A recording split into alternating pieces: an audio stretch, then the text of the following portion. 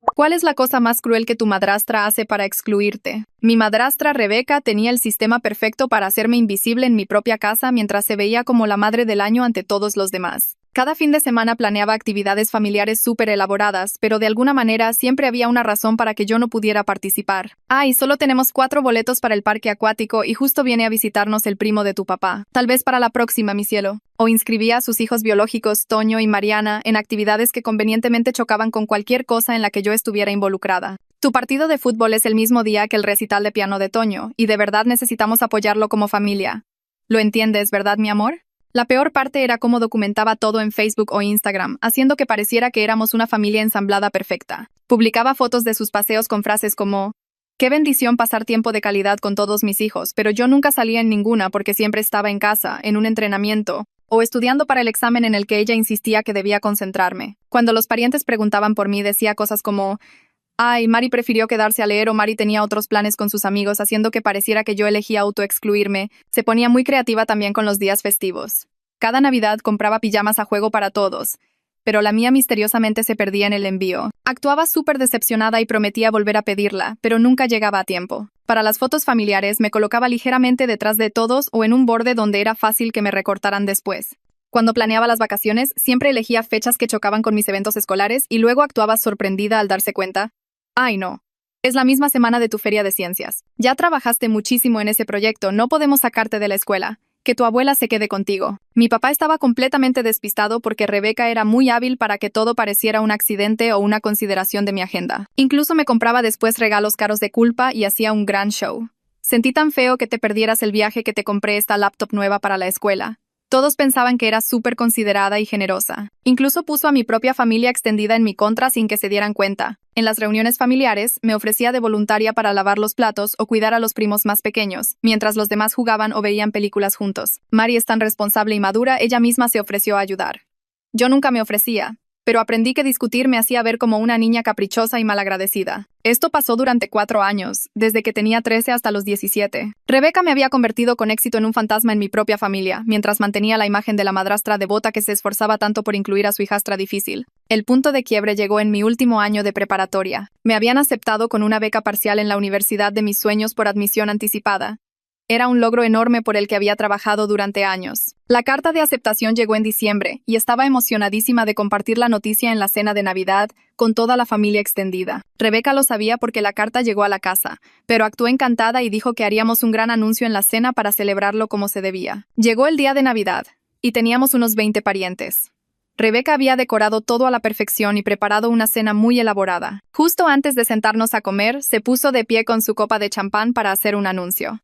Empezó a hablar de lo orgullosa que estaba de su familia y de todos sus logros del año. Mencionó que Toño entró al cuadro de honor y que Mariana ganó su competencia de baile. Luego hizo una pausa dramática y dijo: «Pero la noticia más grande es que Toño acaba de ser seleccionado para la Orquesta Juvenil Estatal». Todos aplaudieron y felicitaron a Toño. Yo me quedé sentada esperando que mencionara mi aceptación universitaria, pero ella solo levantó la copa para brindar por Toño y se sentó. Estaba completamente aturdida. Mi tía Lina preguntó si alguien más tenía noticias, y Rebeca dijo: «Sí. A Mari también la aceptaron en la universidad, e inmediatamente cambió el tema para preguntar sobre los postres. Ahí algo dentro de mí se rompió. Me puse de pie y dije: «De hecho, me gustaría compartir algo importante». La habitación se quedó en silencio, y la cara de Rebeca se tensó, pero no podía detenerme sin verse mal. Saqué mi teléfono y empecé a leer la carta de aceptación en voz alta. La que había llegado hacía 2 semanas y Rebeca había sabido todo este tiempo. Me aseguré de enfatizar la beca parcial y que la tasa de aceptación por admisión anticipada era de solo el 8%. Luego dije: ¿saben qué es chistoso? Rebeca me dijo que celebraríamos esto en la cena. Pero supongo que la noticia de Toño, que ella conoce desde hace meses, era más importante de anunciar. De hecho, ese ha sido el patrón durante 4 años, ¿verdad, Rebeca? Hubo un silencio total en la sala. La tía Lina bajó su copa de vino, y su voz rompió el silencio. Dijo que siempre se preguntó por qué nunca estaba yo en las fotos familiares que Rebeca publicaba en redes. Dijo que le parecía extraño, pero que Rebeca siempre tenía una explicación que sonaba lógica en el momento.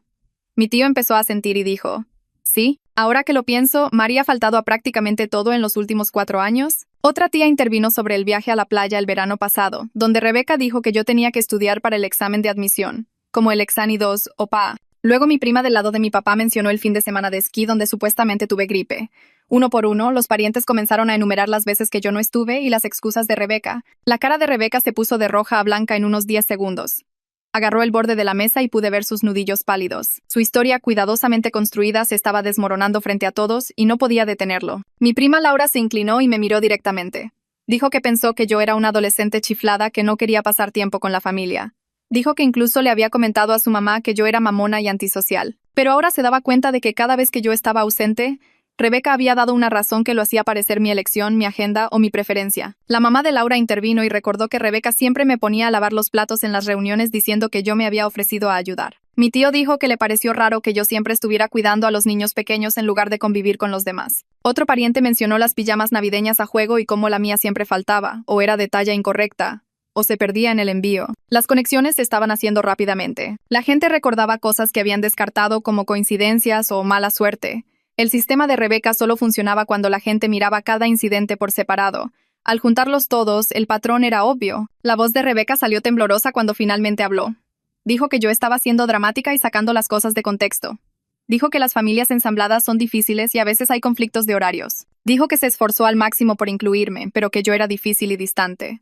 Sus palabras sonaron huecas, incluso para ella, porque no podía mirar a nadie mientras las decía. Seguía mirando su plato y le temblaban las manos. Papá se quedó sentado como si alguien lo hubiera golpeado con un ladrillo. Su cara pasó por unas 5 emociones diferentes en 30 segundos. Confusión, luego negación, luego reconocimiento, luego horror. Miró a Rebeca como si viera a una extraña. Luego me miró a mí y pude verlo tratando de recordar los últimos 4 años a través de este nuevo prisma. Abrió la boca 2 veces, pero no salió nada. El hombre que siempre tenía una explicación para todo, de repente no tenía palabras. Toño empujó su silla hacia atrás y el ruido hizo que todos saltaran. Su voz era baja, pero todos lo escucharon. Dijo que recordaba que su mamá compró mis pijamas de Navidad en octubre. Dijo que las vio en su closet con la etiqueta puesta. Dijo que ella le comentó que no le quedaban bien y que las iba a devolver. Pero nunca llegaron debajo del árbol. Mariana miró su plato con tanta intensidad que pensé que podría hacerle un agujero. No levantó la mirada, y sus hombros estaban encorvados, como si intentara desaparecer. Toño continuó. Dijo que había otras veces también. Veces en las que los planes cambiaron en el último minuto y yo me quedé en casa. Veces en las que su mamá dijo que yo tenía otras cosas que hacer, pero que él nunca me escuchó decir eso. Me di cuenta de que ambos probablemente sabían mucho más de lo que yo pensaba. Lo habían visto pasar y no dijeron nada porque hablar significaba ir en contra de su mamá. Mi abuelo don Ricardo se levantó de su silla. Le temblaban las manos y la voz le tembló al empezar a hablar. Dijo que estaba avergonzado de sí mismo. Dijo que yo era su nieta y que permitió que esto sucediera justo frente a él sin verlo. Dijo que creyó todas las excusas de Rebeca sin preguntarse por qué su nieta nunca estaba. Dijo que me había fallado y que lo sentía. Tenía los ojos llorosos. Y ahí fue cuando yo también empecé a llorar. La tía Lina tenía lágrimas corriendo por su cara. Laura estaba llorando. Incluso algunos de los primos parecían molestos. La sala entera se sentía pesada con esta realización de que todos se habían perdido algo importante que le estaba pasando a alguien que amaban. Don Ricardo volvió a sentarse pesadamente y se cubrió la cara con las manos. Mi papá se acercó como queriendo tocarme el brazo, pero me alejé. No podía soportar que me tocara en ese momento. Rebeca se levantó tan rápido que su silla casi se cae. No dijo nada, solo caminó directamente a la cocina. Pude escucharla hurgando, y luego el sonido de su voz al teléfono. Estaba hablando rápido y su voz se hacía cada vez más aguda. No podía distinguir las palabras, pero el tono era claro. Estaba molesta y buscando apoyo, probablemente llamando a su hermana que siempre la respaldaba. Papá se levantó y la siguió a la cocina. Al principio sus voces eran bajas, pero al minuto estaban gritando. La voz de papá retumbó por la casa preguntando cómo pudo no ver esto. La voz de Rebeca respondió que yo estaba manipulando a todos. Papá dijo algo sobre las fotos de Facebook. Rebeca dijo algo sobre que yo estaba celosa de sus hijos. Su pelea resonó por toda la planta baja, y todos en la mesa podían escuchar cada palabra. La tía Lina se acercó a la silla vacía junto a mí. Puso su mano en mi hombro y no me aparté de ella. Dijo que lamentaba cada vez que aceptó las explicaciones de Rebeca sin hablar directamente conmigo. Dijo que lamentaba cada reunión donde me veía lavar los platos mientras los demás se divertían y no lo cuestionó. Dijo que lamentaba no haber visto que una niña de 13 años no elegiría repetidamente perderse los eventos familiares. Me apretó el hombro y me preguntó si tenía un lugar a donde ir esta noche si necesitaba irme. Negué con la cabeza. Dijo que tenía un cuarto de visitas y que podía quedarme el tiempo que necesitara. Sin preguntas, sin condiciones, solo un lugar seguro si lo quería. Asentí porque no podía hablar sin derrumbarme por completo. La familia extendida se dispersó como si alguien los hubiera liberado de posiciones congeladas. Algunos parientes vinieron a abrazarme o a darme palmaditas en el hombro o a decirme que me creían. Otros se quedaron en pequeños grupos hablando en voz baja sobre lo que acababan de presenciar. Escuché fragmentos de conversaciones. Alguien mencionó el viaje al parque acuático. Alguien más sacó a colación el conflicto de las vacaciones. Mi tío le contaba a su esposa sobre el conflicto de la feria de ciencias. La mamá de Laura estaba en su teléfono, probablemente enviando mensajes a otros miembros de la familia sobre lo sucedido. La cena de Navidad perfecta que Rebeca había planeado durante semanas estaba completamente destrozada. Las decoraciones elegantes y la comida cara ya no importaban. Su distribución de asientos cuidadosamente organizada era inútil. Se suponía que este era su momento para presumir a su familia ensamblada perfecta. En cambio, se convirtió en una intervención que nunca vio venir. El pavo se estaba enfriando en la mesa. Nadie estaba comiendo. No podía seguir sentada ahí con todos mirándome y hablando de mí, aunque tuvieran buenas intenciones. Me levanté y caminé rápido hacia el baño. Sentía las piernas temblorosas y el pecho apretado. Puse el seguro a la puerta. Y fue entonces cuando todo lo que había contenido durante 4 años me golpeó de repente. Me deslicé hasta sentarme en el suelo, con la espalda contra la puerta. Los sollozos vinieron tan fuerte que no podía respirar bien. Todo mi cuerpo temblaba y no podía detenerlo. Mis manos temblaban tanto que tuve que presionarlas contra el frío piso de azulejo. 4 años de ser invisible. 4 años de ver a mi familia divertirse sin mí. 4 años de preguntarme si estaba loca por pensar que algo andaba mal.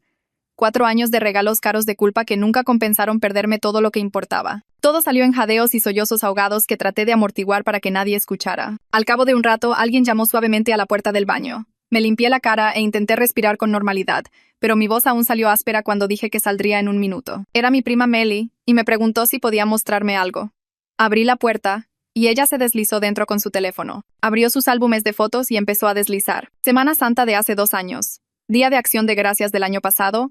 Fiesta del 4 de julio. Cumpleaños de papá. Celebración de la jubilación de don Ricardo. Foto tras foto de reuniones familiares de los últimos 4 años. En cada una, yo estaba completamente ausente o colocada en el borde del encuadre donde era fácil recortarme. En las que era visible, siempre estaba ligeramente detrás de todos los demás o a un lado. Melly dijo que nunca notó el patrón hasta esta noche. Dijo que solo pensó que yo era tímida ante la cámara o prefería no salir en fotos. Pero al verlas todas juntas, era claro que era intencional. Cada vez, me abrazó y dijo que me creía y que lamentaba que nadie lo hubiera visto antes. Regresé al comedor y justo entonces salió papá de la cocina. Parecía haber envejecido 10 años en la última hora. Tenía la cara gris y los ojos rojos, y no podía mantenerse completamente erguido. Preguntó si podíamos hablar en privado, y su voz se quebró al final. Asentí y lo seguí escaleras arriba. Rebeca se quedó en la cocina, y aún podía escucharla al teléfono. Su voz era aguda y defensiva, y seguía diciendo cosas como tú no entiendes y ella siempre ha sido difícil. Entramos a mi habitación y papá cerró la puerta. Se sentó en la orilla de mi cama y se cubrió la cabeza con las manos. Luego comenzó a disculparse. Dijo que lo sentía, que no se había dado cuenta y que había estado muy ocupado con el trabajo.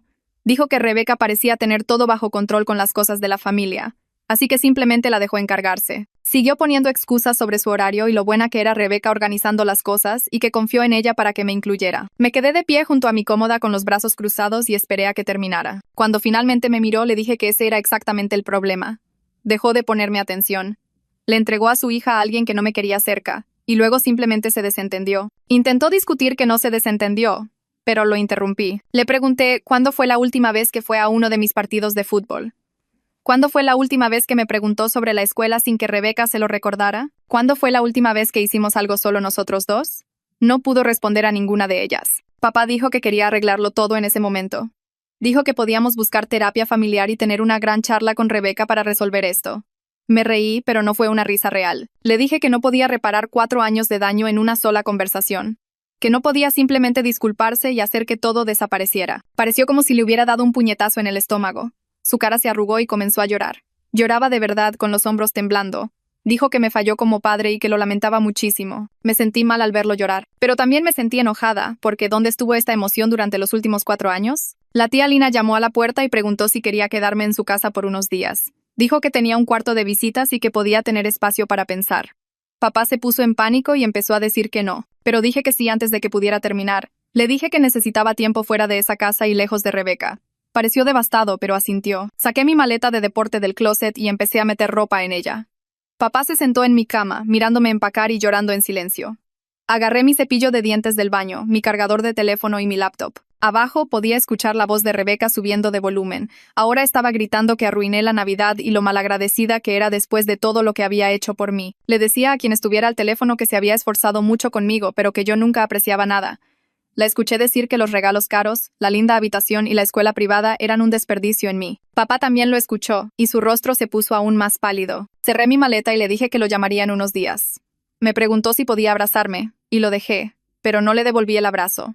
Mi cuerpo se sentía rígido y frío, y solo quería irme. Cuando bajé con mi maleta, varios parientes seguían allí. Habían escuchado a Rebeca gritar y parecían incómodos.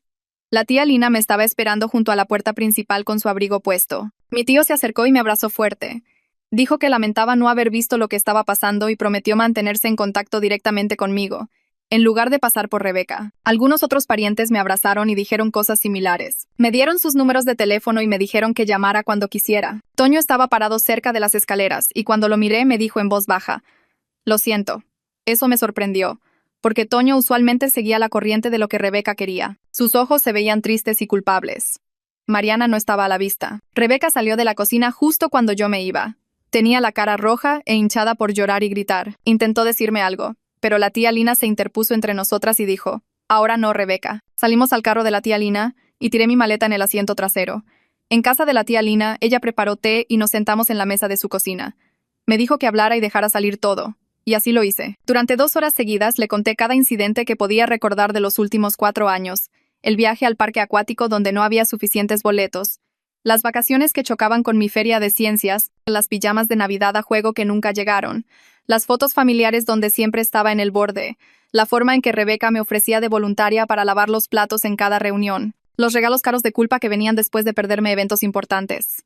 Cada vez que me quedaba sola en casa mientras ellos se divertían. Cada publicación en redes que pretendía incluir a todos los niños, pero nunca me mostraba. La tía Lina tomó notas en su teléfono. Dijo que estaba documentando todo en caso de que lo necesitara más adelante. No sabía lo que eso significaba, pero me alegró que alguien por fin me estuviera escuchando y creyendo. Mi teléfono empezó a vibrar con mensajes.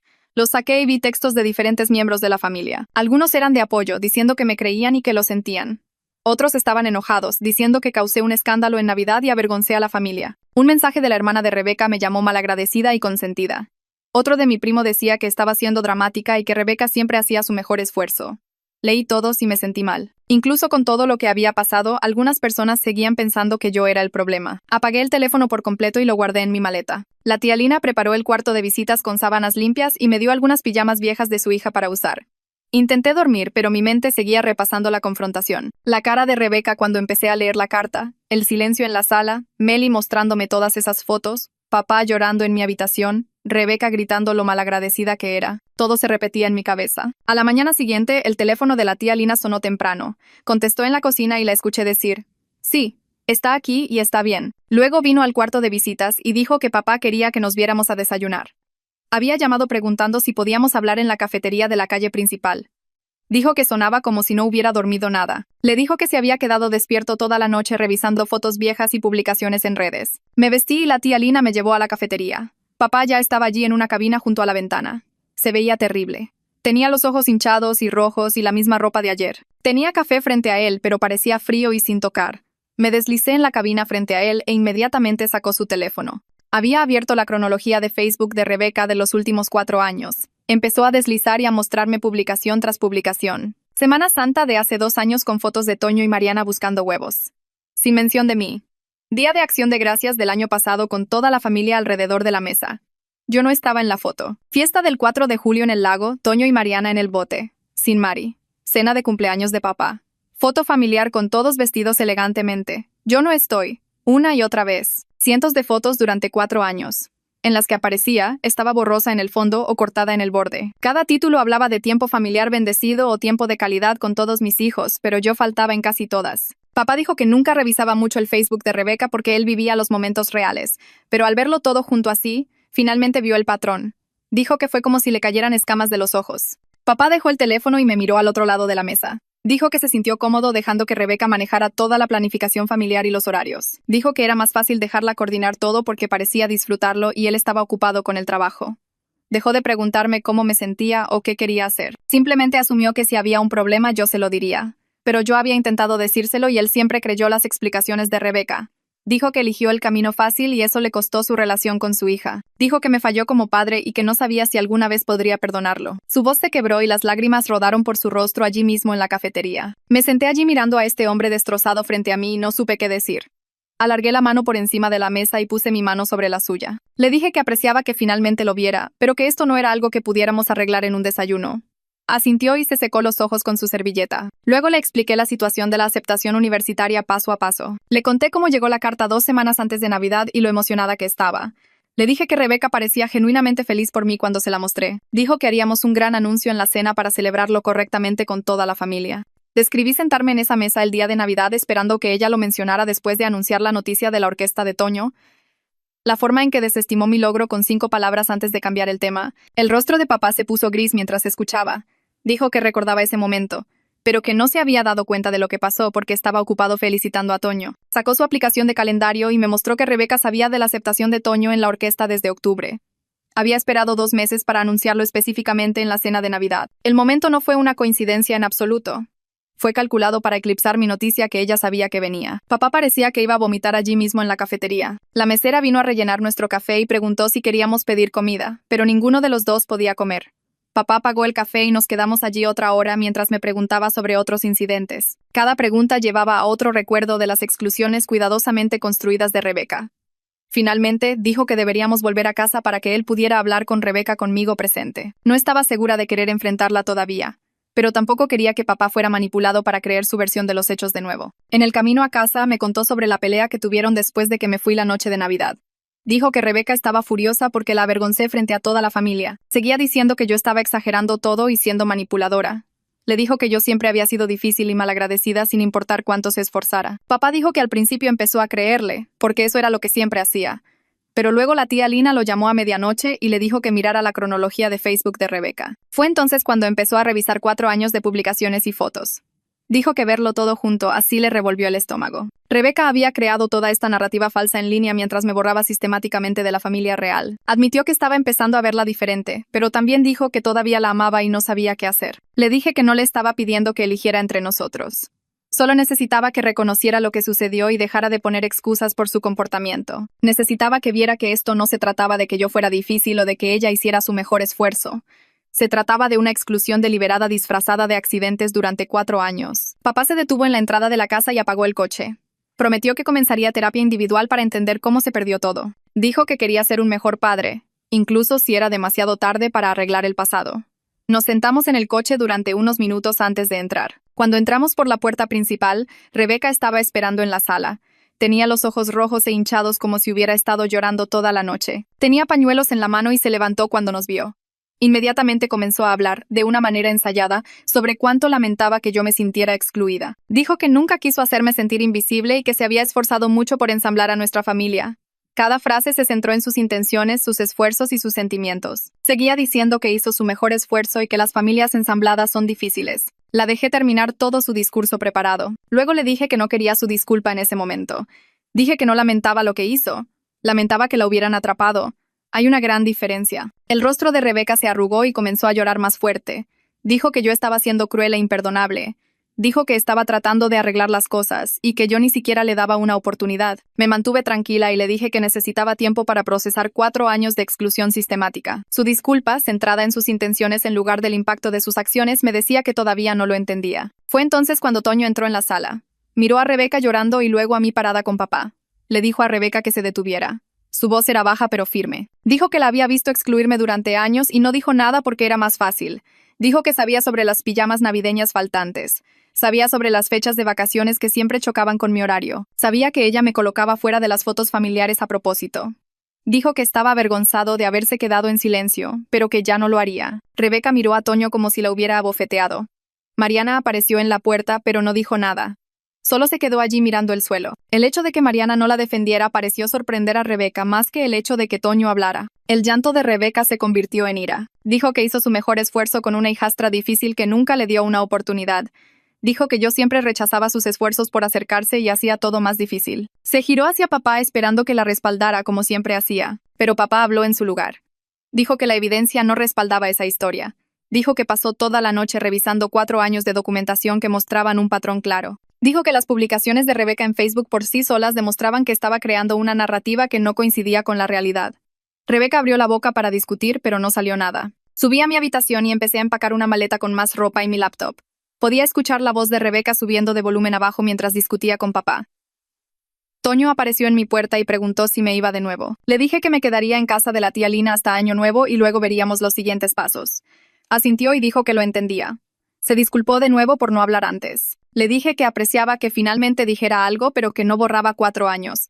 Dijo que lo sabía y que no esperaba que lo hiciera. Agarré mi maleta y volví a bajar las escaleras. Papá estaba parado en el pasillo, luciendo exhausto.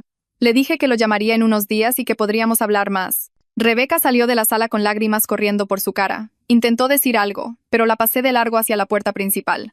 Sus sollozos me siguieron hasta el coche de papá. Me llevó a casa de la tía Lina sin que ninguno de los dos dijera mucho. Cuando llegamos, la tía Lina ya estaba esperando en el porche. Papá me ayudó a llevar mis cosas adentro y me abrazó antes de irse. La tía Lina preparó té y me dejó desahogarme sin hacer 1.000.000 de preguntas. Apagué el teléfono de nuevo e intenté dormir, pero mi mente seguía reproduciendo la confrontación con Rebeca. Las vacaciones de invierno terminaron y volví a la escuela en enero. Mi consejera escolar notó que me veía decaída durante nuestra reunión sobre las calificaciones del último semestre. Me preguntó si todo estaba bien en casa. Terminé contándole todo sobre la cena de Navidad, Rebeca y los últimos 4 años. Escuchó sin interrumpir y luego me conectó con la terapeuta de la escuela. También me ayudó a conseguir extensiones en algunas tareas que había perdido durante las vacaciones. La terapeuta escolar se especializaba en dinámica familiar, algo que la tía Lina había mencionado al recomendarla. En nuestra primera sesión, expliqué toda la situación desde el principio. Cuando terminé, me dijo que lo que hizo Rebeca tiene un nombre: abuso emocional encubierto. Dijo que es una forma de manipulación donde el abusador mantiene una imagen pública positiva mientras socava sistemáticamente a su víctima de maneras privadas. Tener un nombre para eso me hizo sentir menos loca. La terapeuta dijo que los niños en familias ensambladas a menudo experimentan esto, pero les cuesta identificarlo porque las acciones parecen pequeñas individualmente. Solo cuando se mira el patrón a lo largo del tiempo, se ve la naturaleza sistemática de la exclusión. Dijo que mi decisión de hablar en Navidad requirió un tremendo coraje porque estaba desafiando una narrativa familiar cuidadosamente construida. Programamos sesiones semanales para trabajar el trauma y desarrollar límites saludables en el futuro. A los pocos días de mis sesiones de terapia, mi teléfono vibró con un mensaje de texto de Laura. Dijo que habló con su mamá sobre todo lo que pasó en Navidad y que eso la hizo darse cuenta de que su propio padrastro había estado haciendo cosas similares durante años. Me agradeció por ser lo suficientemente valiente para hablar, porque la ayudó a ver patrones que había estado ignorando. Me quedé mirando ese mensaje por mucho tiempo. Se sintió extraño pensar que mi lío podría ayudar a otra persona a dar sentido al suyo. Le respondí que me alegraba que le hubiera ayudado y que deberíamos hablar más cuando las cosas se calmaran. Me envió un emoji de corazón y dijo que estaba ahí si necesitaba desahogarme. Esa misma semana, papá comenzó a ir a terapia por su cuenta. Me llamaba todos los martes por la noche después de sus sesiones para ponerme al día sobre lo que estaba aprendiendo. La primera llamada fue incómoda porque seguía disculpándose y yo no sabía qué decir. Me contó que su terapeuta lo estaba ayudando a comprender el comportamiento de facilitador y cómo había elegido creer la versión de Rebeca de las cosas porque era más fácil que enfrentar la verdad. Dijo que priorizó su matrimonio sobre su hija y que eso era imperdonable. Le dije que no se trataba de perdón en ese momento. Se trataba de que él realmente cambiara las cosas de ahora en adelante. Las llamadas siguieron llegando todas las semanas y se volvieron más fáciles, pero también más difíciles. Compartía cosas que su terapeuta le señalaba sobre incidentes específicos, y yo tenía que revivirlos mientras él los procesaba por primera vez. Fue doloroso, pero necesario. En la tercera semana de sesiones de terapia, Rebeca me envió un largo correo electrónico. El asunto decía: necesitamos hablar. Y casi lo borro sin leer, pero lo abrí y comencé a deslizarme por párrafo tras párrafo de ella explicando su lado. Escribió sobre lo difícil que es ensamblar familias y cómo ella siempre sintió que yo nunca le di una oportunidad. Dijo que se esforzó mucho por incluirme, pero que yo seguía alejándome y dificultando las cosas. Habló de sentirse como una extraña en su propia casa porque papá y yo teníamos un vínculo tan fuerte. El correo electrónico continuó por páginas sobre sus luchas y sus buenas intenciones. Tomé una captura de pantalla de todo y lo llevé a mi siguiente sesión de terapia. Mi terapeuta lo leyó atentamente y luego comenzó a señalar todas las tácticas de manipulación incrustadas en el texto. Me mostró cómo Rebeca se centró en sus propios sentimientos en lugar de reconocer el daño que causó. Cómo se convirtió en la víctima e hizo que mi reacción pareciera el problema. Cómo usó palabras como siempre y nunca para distorsionar la realidad. Mi terapeuta dijo que esto era el clásico Darbo, que significa negar, atacar e invertir víctima y agresor. Rebeca estaba negando lo que hizo, atacando mi carácter y posicionándose como la verdadera víctima. Verlo así me hizo sentir menos loca. No estaba imaginando cosas ni siendo dramática. Esto era un patrón real con un nombre. Unos días después de ese correo electrónico, la tía Lina llamó y sugirió que intentáramos la mediación familiar con nuestro pastor de la iglesia. Tenía buenas intenciones y pensó que podría ayudar a todos a comunicarse mejor. Le dije que apreciaba la idea, pero que aún no estaba lista para eso. Necesitaba tiempo para procesar todo sin la presión de perdonar o reconciliar de inmediato. Ella lo entendió y dijo que apoyaría el plazo que yo necesitara. También mencionó que el pastor estaba disponible si yo quería hablar con él a solas sin que toda la familia estuviera involucrada.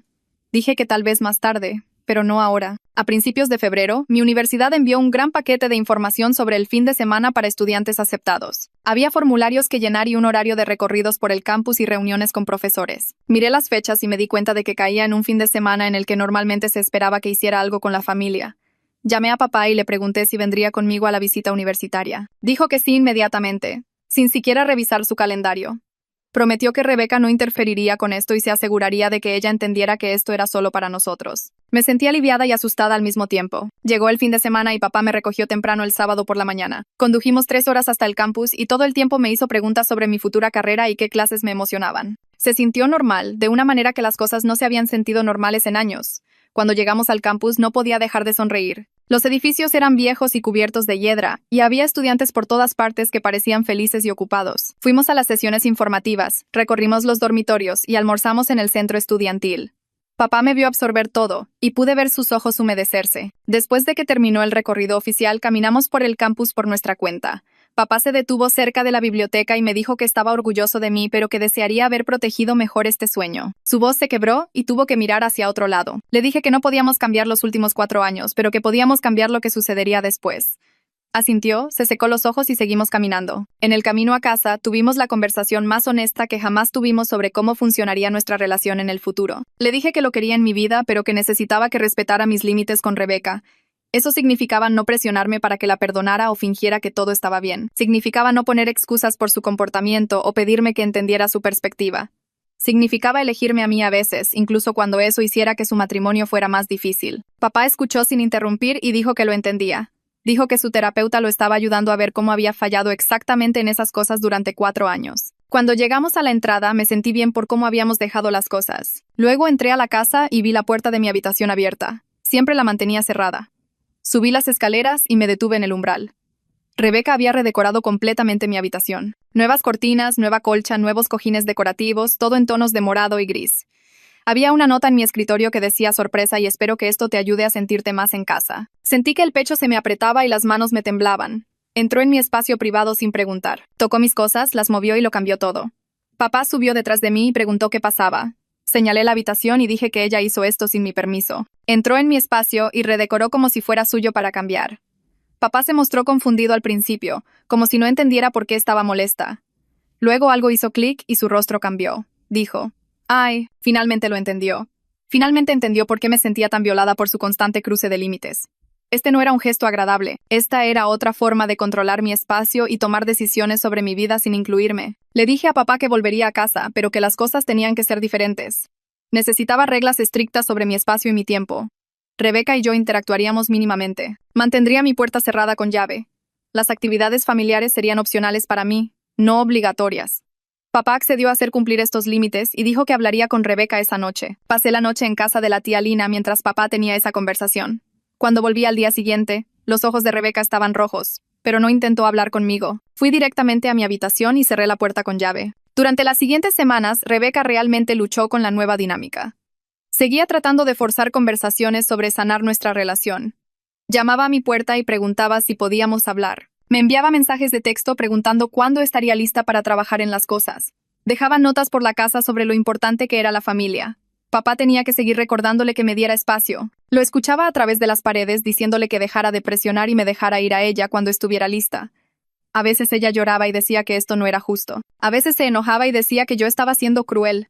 Pero papá se mantuvo firme por primera vez en 4 años. Le dijo que mis límites no eran negociables y que necesitaba respetarlos, estuviera de acuerdo o no. Unas semanas después, Toño llegó a casa agitando una carta de aceptación para el programa de verano intensivo de la orquesta estatal.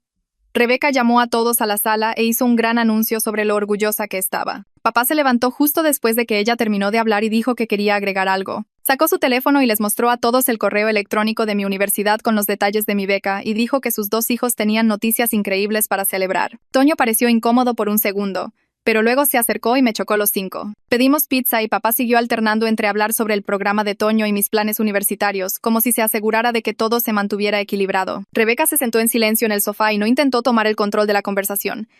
Se sintió extraño, pero también un poco bien tener algo que no se convirtiera en una competencia. Esa noche, Mariana llamó a mi puerta cerrada con llave y preguntó si podía entrar.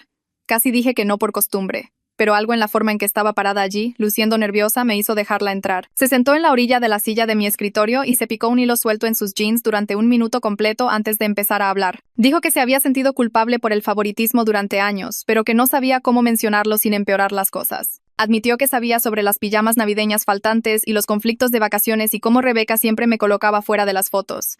Dijo que se dijo a sí misma que no era su problema y que hablar solo causaría drama. Luego me miró y dijo que lamentaba haber tomado el camino fácil y dejarme lidiar con todo sola. Al principio no supe qué decir porque pasé 4 años pensando que Toño era tan malo como Rebeca, pero sentarme allí y verlo realmente asumir su parte hizo que algo cambiara. Le dije que apreciaba la disculpa y que tal vez podríamos intentar ser hermanastros de verdad en lugar de extraños que viven en la misma casa. Sonrió por primera vez desde que entró en mi habitación y dijo que le gustaría. Hablamos durante otra hora sobre cosas al azar, como su programa de orquesta y mis planes universitarios, y se sintió sorprendentemente normal. El baile de graduación fue a principios de mayo, y yo lo había temido porque Rebeca tenía esta forma de meterse en cada hito. Pero cuando bajé las escaleras con mi vestido, papá estaba esperando solo con su cámara y una enorme sonrisa en su rostro. Tomó unas 50 fotos en la sala y me hacía reír haciendo poses de papá vergonzosas. Preguntó por mi cita y mis planes para la noche y realmente escuchó mis respuestas en lugar de revisar su teléfono. Rebeca se quedó arriba todo el tiempo, y pude escucharla moverse, pero nunca bajó a despedirme. Papá notó que miraba hacia las escaleras y me apretó el hombro y dijo: «Este momento es solo para nosotros». Llegó mi cita y papá le dio la mano e hizo toda la rutina de padre protector, lo cual fue vergonzoso, pero también un poco agradable. Mientras nos íbamos, vi a Rebeca mirando desde la ventana de arriba, pero no saludó ni intentó bajar. Papá me envió un mensaje de texto más tarde esa noche diciendo que esperaba que me estuviera divirtiendo y que tuviera cuidado. Fue algo tan pequeño, pero significó todo porque él realmente se estaba haciendo presente para mí. 3 semanas antes de la graduación, papá preguntó qué tipo de celebración quería. Había estado pensando en eso durante días porque una parte de mí quería algo grande para demostrar que lo había logrado a pesar de todo. Pero sobre todo, solo quería estar rodeada de personas que realmente se preocuparan por mí. Le dije que quería algo pequeño, solo con los parientes que me apoyaron en Navidad, y dijo que lo haría realidad. Llamó a la tía Lina esa noche y planearon todo juntos. Sin fiestas elaboradas ni listas de invitados enormes, solo las personas que me habían creído cuando finalmente hablé. Papá preguntó si quería invitar a algún amigo de la escuela, y me di cuenta de que había estado tan concentrada en sobrevivir en casa, que no había cultivado muchas amistades cercanas. Eso me dolió un poco, pero me dije a mí misma que la universidad sería diferente. 2 semanas antes de la graduación, Rebeca llamó a mi puerta y preguntó si podía asistir a la ceremonia. Mi primer instinto fue decir que no porque no quería que estuviera allí fingiendo estar orgullosa de mí para el beneficio de todos los demás. Pero hablé con mi terapeuta sobre este escenario exacto, y ella me había ayudado a pensar qué límites necesitaba. Le dije a Rebeca que podía venir, pero que tenía que sentarse separada de papá y de mí. Pareció querer discutir, pero luego solo asintió y dijo que lo entendía. Me preguntó si podía tomar fotos, y dije que solo si yo estaba de acuerdo en el momento. Ella aceptó sin presionar, lo que sinceramente me sorprendió. Después de que se fue, le envié un mensaje de texto a mi terapeuta y le dije que había ido mejor de lo esperado. Ella respondió diciendo que estaba aprendiendo a establecer límites sin ira y que eso era un crecimiento real. El día de la graduación llegó un sábado por la mañana soleado en junio. Me puse mi toga y birrete en mi habitación y me miré en el espejo. Hace 4 años yo era esa niña confundida de 13 años que pensaba que se estaba volviendo loca. Ahora tenía 17 y caminaba por el escenario sabiendo que había sobrevivido a algo que podría haberme roto. La ceremonia fue larga y aburrida, como todas las graduaciones, pero cuando llamaron mi nombre, escuché a la tía Lina silbar fuerte desde la audiencia. Papá estaba de pie aplaudiendo, e incluso Toño estaba de pie vitoreando. Don Ricardo también estaba allí, y pude verlo secándose los ojos. Agarré mi diploma y los miré a todos, y sentí esta ola de alivio por haberlo logrado. Rebeca estaba sentada en la parte de atrás, como habíamos acordado, y estaba aplaudiendo, pero se quedó en su asiento. Después de la ceremonia, papá me encontró primero y me abrazó, tan fuerte que apenas podía respirar. Seguía diciendo que estaba orgulloso de mí una y otra vez. La tía Lina organizó la pequeña celebración en su casa esa tarde. Había preparado todas mis comidas favoritas y decorado con los colores de mi escuela. Solo vinieron unas 15 personas, pero todos eran personas que se habían hecho presentes por mí cuando importaba. Los miembros de la familia se turnaron para compartir recuerdos de mis logros a lo largo de los años. Mi prima Laura habló de cómo la ayudé con la tarea de matemáticas cada verano. Don Ricardo le contó a todos sobre el proyecto de la Feria de Ciencias que hice en 8º grado y que ganó el primer lugar. Luego papá se puso de pie para dar un discurso y su voz se quebró de inmediato. Se disculpó por haberse perdido tanto y por no ver lo que estaba pasando en su propia casa. Prometió hacerlo mejor y estar realmente presente en mi vida en lugar de solo seguir los movimientos. Dijo que verme triunfar a pesar de todo le hizo darse cuenta de lo fuerte que era, pero que yo no debería haber tenido que ser tan fuerte. Todos estaban llorando al final, incluyéndome. Rebeca no vino a la celebración. lo cual fue su elección. La tía Lina la había invitado por cortesía, pero Rebeca envió un mensaje de texto diciendo que pensó que era mejor si se quedaba en casa. Al principio me sentí culpable, como si tal vez debería haber presionado más para que fuera incluida, pero luego me di cuenta de que esto era realmente saludable. No todo tiene que incluir a todos, y a veces la separación es lo que la gente necesita. Mi terapeuta había dicho que los límites no se tratan de castigo, se tratan de protegerte a ti misma. Que Rebeca no estuviera allí significaba que realmente podía relajarme y disfrutar de mi celebración sin preocuparme de que lo hiciera incómodo o intentara atribuirse el mérito de mi éxito. Estaba bien con su ausencia, y eso se sintió como un progreso. La semana siguiente, papá preguntó si quería ir de compras para los útiles universitarios. Pasamos todo el día conduciendo a diferentes tiendas, eligiendo ropa de cama, organizadores de escritorio y todas las cosas al azar que la universidad dijo que necesitaría. Papá hizo preguntas sobre mis clases y mi compañera de cuarto y realmente escuchó mis respuestas. Quería saber qué era lo que más me emocionaba y qué me asustaba. Nos detuvimos a almorzar y hablamos de con qué frecuencia volvería a casa de visita. Dijo que sabía que necesitaba espacio, pero esperaba que no desapareciera por completo. Le prometí que volvería para Acción de Gracias y las vacaciones de invierno. Compró muchas más cosas de las que necesitaba y seguía agregando cosas al carrito, diciendo que quería asegurarse de que tuviera todo. Al final del día, el coche estaba lleno y me dolían los pies por caminar.